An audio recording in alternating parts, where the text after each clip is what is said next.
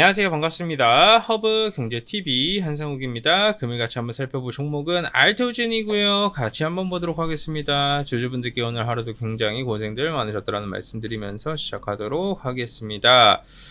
오늘은 시장에 관련된 분석과 알테오젠에 관련된 부분도 얘기를 해드릴 건데, 시장에서 이제 지금 존재하고 있는 두 가지의 큰 악재가 있죠. 그리고 그 두 가지의 큰 악재 중 하나가 오늘 해소가 되었기 때문에 그 부분에 대한 키워드를 여러분들께 설명을 드리고자 합니다. 집중해서 한 번씩 들어봐 주세요. 코스피가 1.66% 상승, 코스닥이 2.17% 상승을 해나가고 있습니다. 코스피는 양매도 3,200억, 코스닥은 양매도 1,224억, 선물시장은 소량 상방에 달러 선물 매수 들어가지고 있습니다. 알테오젠은 플러스 2.5% 정도 상승을 해나가고 있고, 프로그램 매도는 69,000주 정도 나와주고 있습니다. 기관 같은 경우에는 매수, 외국인들은 소량 매도 정도 나와주고 있고요. 제가 이제 이 폭락을 할 때도 말씀드렸지만, 이거 없으신 분들은 이번에 너무나도 좋은 기회를 얻어버린 거죠.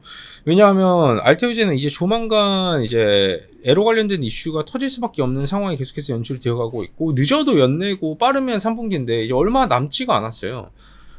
굉장히 이런 긍정적인 상황과 이런 부분이 어느 정도 만들어지고 있는 가운데 오늘 시장에서 악재도 한 가지가 해소가 되어졌어요.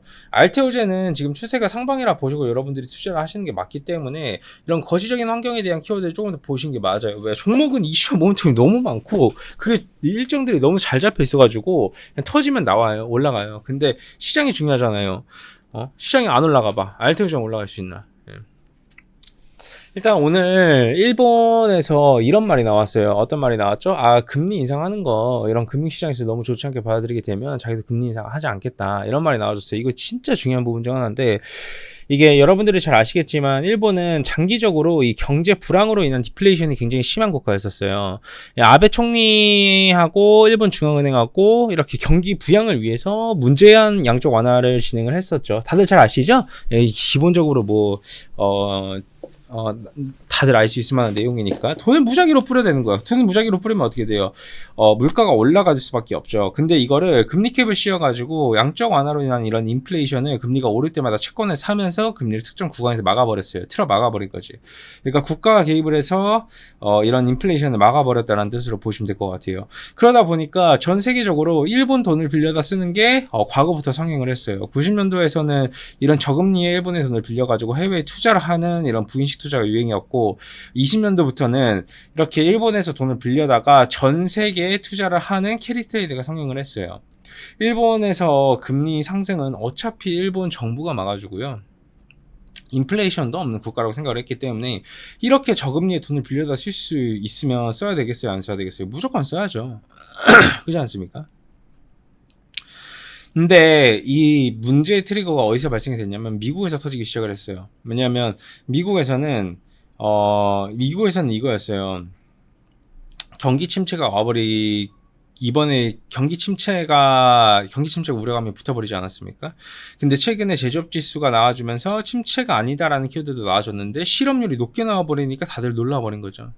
이런 AI 투자 수익에 대한 버블에 대한 우려감이 있는 상황에서 경기 침체까지 와버리게 되면 지수가 폭락 대공황 온다 이러면서 미친듯이 빠졌는데, 그러다 보니 경기 침체가 오면 뭐가 빠져요?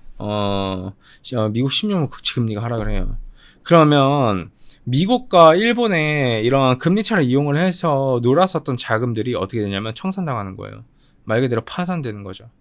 그러면 심지어 일본에서는 금리 인상도 더 할 수 있대. 큰일 난 거죠. 일본으로 갚을 자금이 추정조차도 되지가 않아요, 여러분.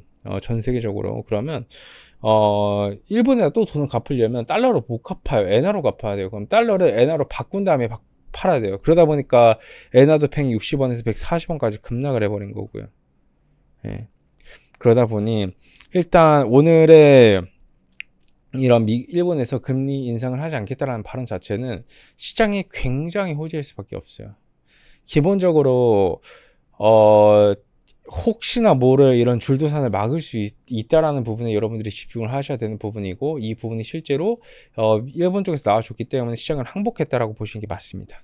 그렇기 때문에 우리가 우려하던 두 가지 악재 중 한 가지는 해소가 됐어요. 대신 미국의 경기 침체가 제일 중요하긴 해요. 왜냐면 미국 경기 침체가 진짜 와버리게 되면 10년물 국채금리 내려오고 이제는 다시 한번 더 문제가 될 수밖에 없게 돼요. 구조적으로.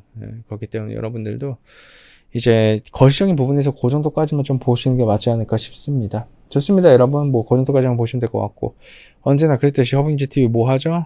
텔레그램도 하죠. 저희가 다음 주 월요일부터 텔레그램을 공식적으로 런칭을 해요. 지금은 그냥 제가 간단하게 시황 설명, 관심 종목 정도 이렇게 챙겨드리고 있는데, 다음 주 월요일부터는 무료춘 종목도 드릴 거고요. 굉장히 고퀄리티의 브리핑과 설명과 이런 내용들도 다 전달해 드릴 예정이니 많은 사랑 부탁드리겠습니다. 들어오는 방법은 굉장히 간단해요. 유튜브 보시면 댓글에 저희 텔레그램 링크가 있습니다. 누르시기만 하면 됩니다. 감사합니다.